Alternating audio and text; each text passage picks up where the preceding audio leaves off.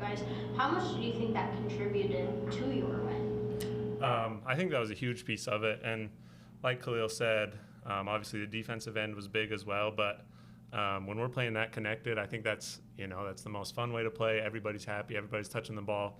And it's easy to see, like, it wasn't one guy tonight. I think we had five people in double figures. So, it's going to be tough to guard any team when everybody's scoring like that. So I think that was a huge contributor. Fellas, when you said talk about being connected, that's quite an accomplishment when you have to play Davis. He's torched you every time. He scored 29 tonight, but you probably ignored him kind of, right, and just played your game. I wouldn't say ignore. I would say more so. Or maybe ignore what he does. Right. Having short-term memory definitely does help. When you're playing somebody that talented, you just got to respect him and know that he's going to make some tough shots, and he did. So in the past, what might have hurt us, like you said, is just lingering on to those plays and not being able to move on to the next thing. But I think you saw today there might have been a time where Antoine went and made 2-3 straight threes, and they went up by like 6 points, but it didn't phase us. We just kept doing what we were supposed to do. Okay, so yeah. Well, 4 straight threes, and we responded, and that's all you can ask. Khalil, it felt like every time they started to get momentum in the second half to try and overcome you hit a shot to shut them down. The dunk comes to mind, and there were a few others. Was that kind of, I know you're just trying to score, but did you think about that at all, that you were kind of ending their momentum? A little bit. I was just always taught that you need to bet on yourself, and like you said, there was moments where we could all feel them gaining momentum, and I was always taught by my parents that if you want the job done, you got to get it done. So I just asked the coach to put me in a position to score. My teammates were giving me the ball in all the right places. That's all I can ask. Like, a lot of the time in this season, I've been playing like ISO off the block, but I don't think I scored once off ISO today. Like, a lot of my buckets were assisted from my teammates. So that's a tribute to my teammates getting in the paint, finding me, and just doing my job and finishing. To go back to his question about Davis and your comment with the 77 points, obviously Davis shot very well from three-point range tonight. A lot of tough three-point shots, like you mentioned, right. But you still held him to less points than he gave up last time. So what are you guys doing, at least to at least limit what his teammates could do defensively in the game? So honestly, a lot of our game plan was focused on stopping him. I want to go into specifics, but we were kind of on the thought process of we're going to have to let these other guys beat us. Like, obviously we know they're Division I players and we know that they're talented, but we've seen what happens whenever we let Antoine get hot and just let him have his way. So our objective tonight was get the ball out of his hands and try and react on the fly to the other guys. And I think that we did a tremendous job at that, which didn't allow them to just get a bunch of open threes. But as you saw down the stretch, there was a couple times where us blitzing him got them some open layups or some open jumpers, but that comes with sacrifice of double teaming. So I think that really helped, and I think that maybe our game plan surprised them a little bit, and that might contribute a little bit as well. Jackson, in the first half, you and Josh Corbin both had 9 points, while Khalil and Enoch were getting a little double teamed. How important do you think it was for you and Josh to kind of keep that momentum going? Yeah, I think that's huge. Obviously, we know, Khalil and E are kind of the guys on our team, and we're going to follow their lead every day. But they can't always do it on their own. They're going to need some help. Like you saw tonight, they were sending a lot of double teams at Khalil. E was having kind of a rough night initially. He ended up making some huge plays down the stretch. But, that's kind of that connectivity that we talked about. We know we have each other's backs. And so when Khalil and E might be having a rough go, tonight it was me and Josh that kind of stepped up there in the first half. But on any given night, it might be somebody else. And that's the great part about this team is as we've, gotten to know each other, gotten connected, we've really had that feeling where we got each other's backs, even, through the tough times like that first half. Jackson, obviously, I think she asked a question earlier about, killing their momentum. Basically, you see that they're shooting the ball very, very well. You guys, does it go in your mind that, sorry, really stumbling here. Does it go in your mind that, hey, I have to try to match these guys shot to shot so that we can keep the lead and keep it, not let them get back into the game, or is it just, doing your business? I think thoughts like that kind of start to creep in, but the goal is really just to focus on each possession and, the next play every single time. And so sometimes that might creep into your head like, oh, they're going on a run or we got to do something. But we try to keep our focus just on one play at a time. If we can execute this play, we can get a score here and a stop here. and try to stack that as much as we can. You know, they have some good players and they're going to make some plays. But, you know, I think if we try to keep our focus as small as we can on that one possession at a time. And I think that was a big contributor tonight. Khalil, you guys were up 6 points with 38 seconds left. Crazier leads have been overcome in basketball. I was gonna. How big was that defensive rebound that you grabbed right at that moment to kind of that if they needed to kind of hit that if they wanted to come back? So we were up 6 whenever I grabbed that. Okay, so yeah, I was kind of just thinking. I saw him standing under the rim, and I know he's a high flyer, so I knew that if I didn't get this rebound, somebody was going to get dunked on, and we were going to be down 4 points. So I just tried to do what I could to get the ball out of the air, and I got the ball in my hands, and it was a big play, helped us win. So I'm just glad I can make it for my team. Thank you, gentlemen. No problem. Thanks, y'all. Thank you, guys. Y'all have a good night.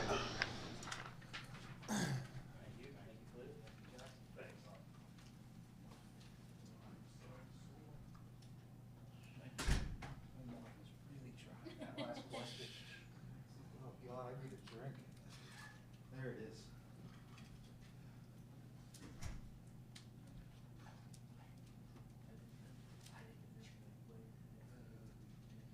At least you stumble on a question after a win or after a Right, loss. exactly.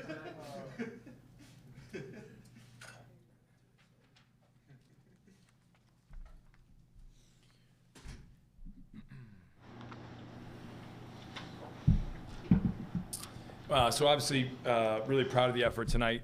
Able to pull that win out, and a little bit unconventional with how we had to try to guard Davis. It's not usually a way that we guard people, but because he's so talented and so gifted, you got to try and do something to limit him. And I'm not sure we limited him, but I thought our ability to kind of speed him up at times, have him shoot some more twos was really important for us. But again, so proud of the effort of all the guys that touch the court.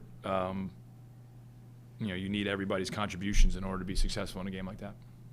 Can you go into a little bit more detail about how you guys chose to defend against Davis? Because I know Spear mentioned during his comments that was going into the game plan was trying to limit him as much as you can. Yeah, we were trying to get the ball out of his hands as much as we could, which is really hard to do because obviously, he doesn't need to have the ball for very long in order to, to find shots. And he's 6 for 7 in the first half from 3, which was a little bit, of a tough pill to swallow when you're trying to limit a guy's ability to find threes and take threes. But he took only 4 in the second half, and 2 of them were those, kind of late, under the last 30 seconds type shots.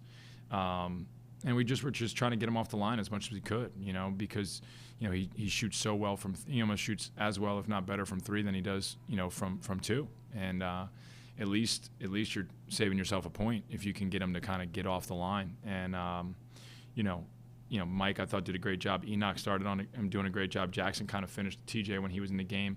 We wanted to put multiple bodies on him. We wanted to try and get out of his hands as much as we could. And, usually we don't want to put ourselves in that much of rotation, but I thought we were able to really scramble, and that helped us a ton.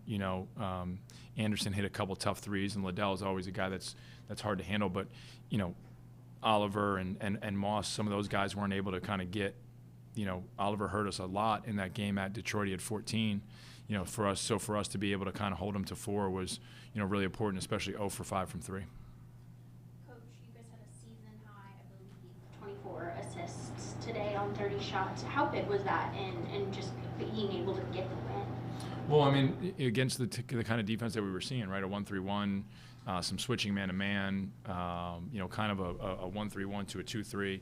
If you can't move the ball and share the ball, you're not going to be able to find shots. And, Chico Johnson, who was our assistant who had the scout, he kept talking about no ball sticks, no ball sticks, no ball sticks, just trust it and move it.